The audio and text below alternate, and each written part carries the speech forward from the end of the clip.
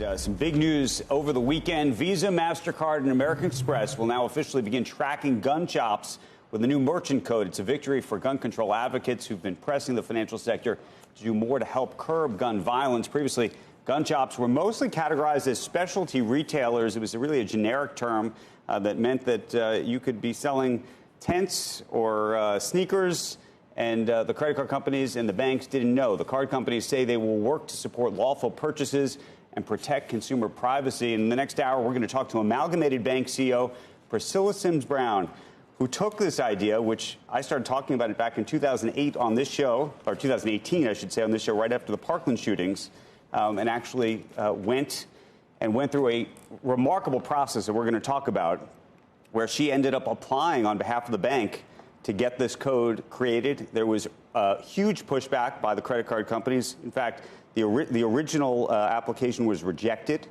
and they went back at it again. Weren't you? I thought you didn't want credit cards to be able to be used to buy them at all. Was your No. You never. That was never the your idea. No, the idea back in 2018 was very direct, which was that we have an opportunity potentially, in the same way that we track domestic terrorism post 9/11 and the laws that we put in place, that you could use those effective same laws to try to identify suspicious behavior and buying patterns in advance.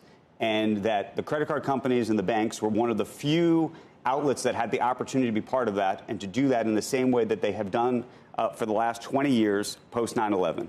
And that in most mass shootings, and this is the statistic that matters, 77% of the most deadly mass shootings in America were bought legally and, importantly, with credit cards.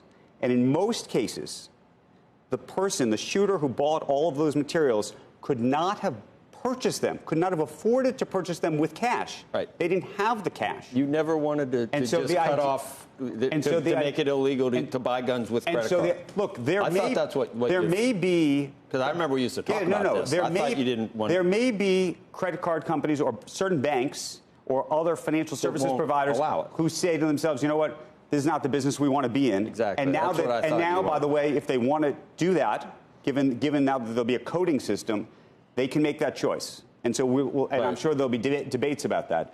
But the larger opportunity here for everybody who has children, who cares about teachers and Americans here, and yes, there may be 100 or 1,000 people annually who will be lawful citizens who will be inconvenienced by an extra phone call that they will have to take either from a credit card company or the police. But I would argue just to you, verify that it's them. And I would argue to you that inconvenience, if it saves a life or it saves 50, is one of the most worthy trades that this country will ever undertake.